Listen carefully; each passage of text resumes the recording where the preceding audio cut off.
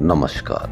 राजस्थान की तमाम फटाफट खबरों में आपका स्वागत है। राजस्थान की खबरों के लिए आपसे निवेदन की यदि आपने हमारे चैनल को सब्सक्राइब नहीं किया तो कृपया करके आपके अपने चैनल को सब्सक्राइब कर लें। आप सब्सक्राइब करते हैं तो हमें हिम्मत होती है सही और सच्ची खबरें आप तक पहुंचाने की, वरना मीडिया में किस तरह की खबरें आपको पेश की जाती है यह आप भली भांति जानते हैं।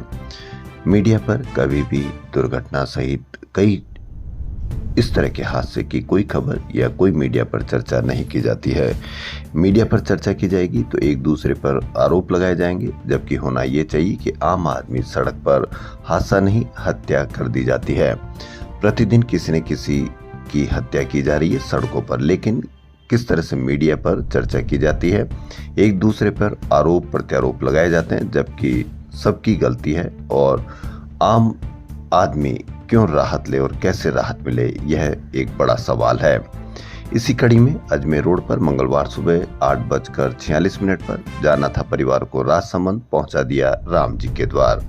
हाईवे के स्लिप लेन के पास डिवाइडर पर बस का इंतजार कर रहे परिवार के लिए ट्रेलर काल बन गया। करीब 100 किलोमीटर प्रति घंटे की रफ्तार पर चालक ट्रेलर से नियंत्रण खो बैठा और फुटपाथ पर बैठे पूरे परिवार को कुचलता निकल गया।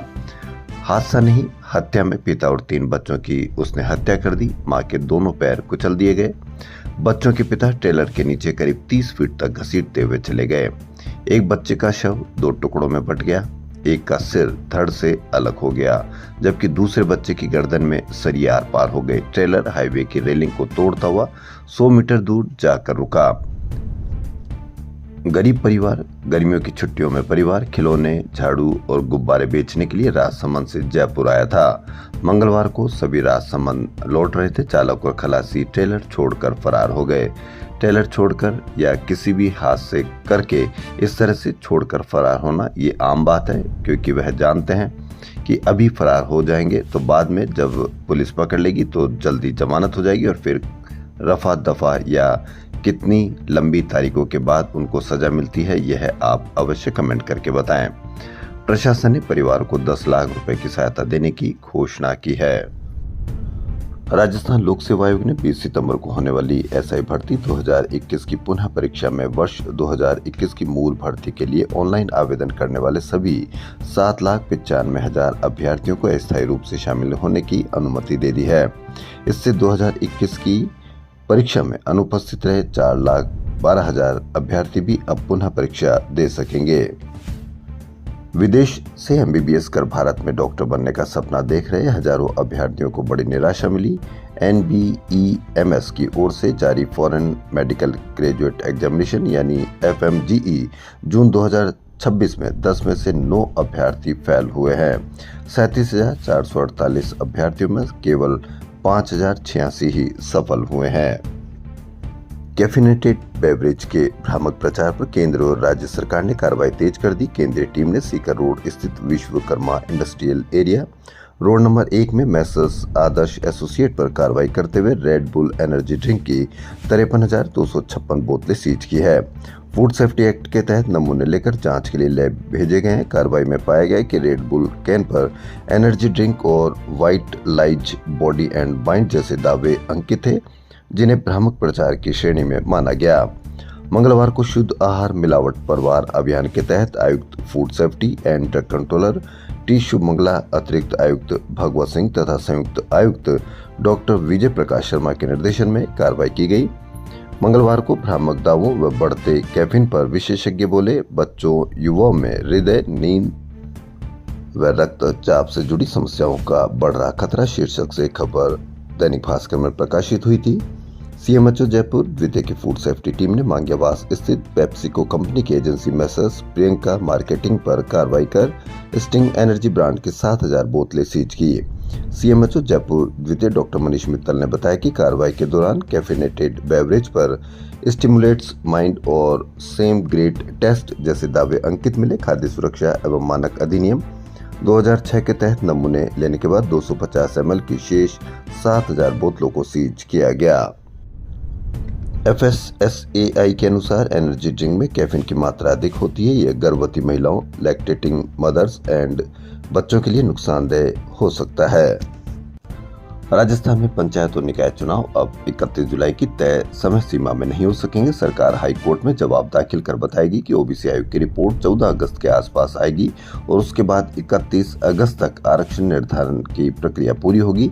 इसके बाद सितंबर से नवंबर के बीच 2-3 चरणों में पंचायत और निकाय चुनाव कराए जाएंगे। राज्य निर्वाचन आयोग ने पंचायत निकाय चुनाव के लिए 90 दिन का समय मांगा है। सरकार के प्रस्ताव के अनुसार पंचायत चुनाव के लिए 50 दिन और निकाय चुनाव के लिए करीब 40 दिन का समय रखा जाएगा।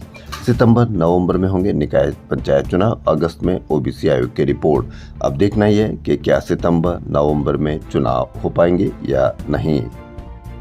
नर्मदा अवार्ड लाभार्थी वाले राज्यों महाराष्ट्र, गुजरात, राजस्थान और मध्य प्रदेश में 47 साल से चल रहा भुगतान का विवाद समाप्त हो गया। नर्मदा अवार्ड का 47 साल पुराना विवाद खत्म, पश्चिमी राजस्थान को राहत मिल सकेगा अब पानी। चुनावी वादों और लंबित मांगों को लेकर आंदोलन कर रही प्रदेश के आंगनबाड़ी कार्यकर्ताओं और सहायिकाओं ने 6 दिन के कार्य बहिष्कार के बाद मंगलवार को प्रदेश भर के आंगनबाड़ी केंद्रों पर ताले लगा दिए। इससे विभागीय कामकाज प्रभावित रहा। आंदोलन के अगले चरण में बुधवार को सभी जिला कलेक्टर एवं उपखंड अधिकारियों के कार्यालयों के बाहर प्रदर्शन किया जाएगा। वहीं जयपुर में महिला एवं बाल विकास विभाग के निदेशालय का प्रदेश स्तरीय घेराव किया जाएगा। अखिल राजस्थान महिला एवं बाल विकास संयुक्त कर्मचारी संघ के संस्थापक संरक्षक छोटीलाल बुनकर और प्रदेश अध्यक्ष रचना शर्मा ने कहा कि सरकार ने चुनावी घोषणा पत्र में मध्य प्रदेश की तर्ज पर सुविधाएं देने और मानदेय को आधार मानकर 13,000 रुपए करने का वादा किया था, जो अब पूरा नहीं हुआ। उनका कहना है कि वर्तमान में मध्य प्रदेश में मानदेय 15,000 रुपए, जबकि राजस्थान में महिला कार्मिकों को 10,000 रुपए तक मानदेय मिल रहा है। प्रमुख मांगे लंबे समय से सेवाएं दे रही आंगनबाड़ी कार्यकर्ताओं और सहायिकाओं के नियमितीकरण के लिए नीति बनाई जाए। अल्प मानदेय के स्थान पर सम्मानजनक वेतन दिया जाए। बजट घोषणा 2025 के अनुसार सभी महिला कार्मिकों को ग्रेच्युटी का भुगतान किया जाए।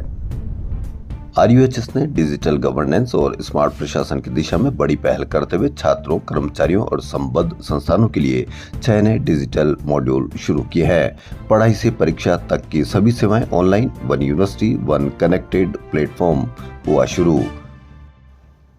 राजधानी जयपुर की सार्वजनिक परिवहन व्यवस्था जल्द ही और मजबूत होने जा रही है। प्रधानमंत्री ई बस योजना के तहत Jaipur city transport services limited यानी JCTSL को 150 इलेक्ट्रिक बसें स्वीकृत हो चुकी है। इनमें से 29 बसें वर्तमान में शहर के 6 रूटों पर संचालित हो रही है। अब इन बसों के बाद राजधानी को 450 नई इलेक्ट्रिक बसों की एक और बड़ी सौगात मिलने जा रही है। जयपुर को 450 नई ई बसों की सौगात, टेंडर के फाइनेंशियल बीड खुली। JCTSL को बेड़ा बढ़कर अब 755 बसों का हो जाएगा। राजस्थान पुलिस की ओर से सड़क सुरक्षा को लेकर प्रदेश भर में चलाया जा रहा महाअभियान पूरी सख्ती से जारी है। बिना हेलमेट चलने वालों पर कार्रवाई, 5 दिन में 97,000 चालान किए गए। रॉयल फुटबॉल क्लब जयपुर ने राजस्थान अंडर 13 बालक वर्ग लीग खिताब अपने नाम कर लिया है। राजस्थान क्रिकेट में सीकर का सनसनीखेज प्रदर्शन लगातार जारी है। सीजन की पहली तीनों ट्रॉफी सीकर ने अपने नाम की है।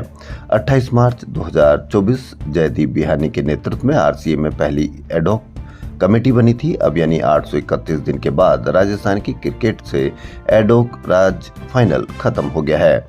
मंगलवार को सुप्रीम कोर्ट ने भी इस पर मोहर लगा दी है। मुख्यमंत्री भजनलाल शर्मा ने मंगलवार को नई दिल्ली में 6 केंद्रीय मंत्रियों से मुलाकात की। मुख्यमंत्री ने केंद्रीय मंत्रियों से मेट्रो, ई बस, पेयजल प्रोजेक्ट, ऊर्जा, कृषि, हाईवे और वित्तीय मुद्दों पर चर्चा की। पूर्व सीएम अशोक गहलोत ने 2023 के बाद पहली बार AICC दिल्ली में जाकर प्रेस वार्ता की। मंगलवार को राम मंदिर चढ़ावा चोरी प्रकरण को लेकर आला कमान ने गहलोत से प्रेस वार्ता करवाई।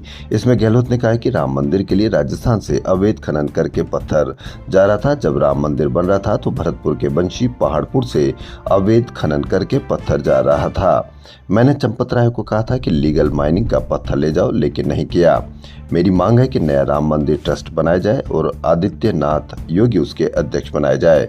गहलोत ने मांग की कि राम मंदिर चढ़ावा चोरी प्रकरण की सुप्रीम कोर्ट की निगरानी में जांच होनी चाहिए। साथ ही मौजूदा राम मंदिर ट्रस्ट को भंग करने की मांग भी उठाई है। प्रदेश में समान नागरिक संहिता कानून को लेकर चल रही जन सुनवाई पर पीसीसी चीफ गोविंद सिंह डोटासरा ने प्रेस वार्ता की। मंगलवार दोपहर उन्होंने पीसीसी वार रूम में मीडिया से कहा कि यूसीसी को लेकर केंद्र की बनाई कमेटी में भी आरएसएस पृष्ठभूमि के लोग हैं। यह यूसीसी का शगुफा धार्मिक उन्माद फैलाने के लिए लाया गया है। डोटासरा ने इस पर सवाल उठाते हुए कहा कि लोकसभा और विधानसभा सत्रों से ध्यान भटकाने व पानी, बिजली, सड़क, चिकित्सा, रोजगार और फसल खराबे से त्रस्त लोगों को गुमराह करके यूसीसी का माहौल बना रहे हैं। डोटासरा बोले, सीएम को हर 7 दिन में एक बार दिल्ली जाकर कभी मंत्रियों की तो कभी अधिकारियों की शिकायत करनी पड़ रही है। राजस्थान वाणिज्य कर विभाग में बड़े प्रशासनिक फेरबदल और पुनर्गठन की प्रक्रिया तेज हो गई। स्टेट जीएसटी के 50 सर्किल अब 5 जोनल ऑफिस में बटेंगे। करौली से बड़ी खबर।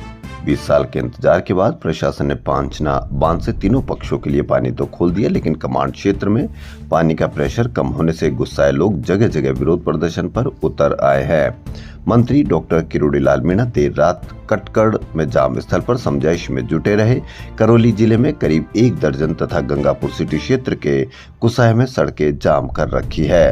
रात 10 बजे तक सभी जगहों पर जाम जारी रहा। Karauli Gangapur city national highway 23 सहित करौली हिंडौन सिटी सहित कई लोग डंपर, ट्रैक्टर, पेड़, पत्थर, टायर और झाड़ियां सड़क पर डालकर लोग धरने पर बैठे रहे।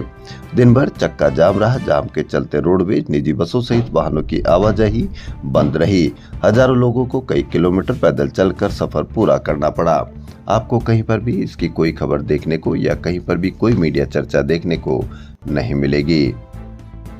राजस्थान की खबरों में फिलहाल इतना ही। यदि आपको राजस्थान की खबरें पसंद आ रही तो आपके अपने चैनल को सब्सक्राइब कर लें। धन्यवाद।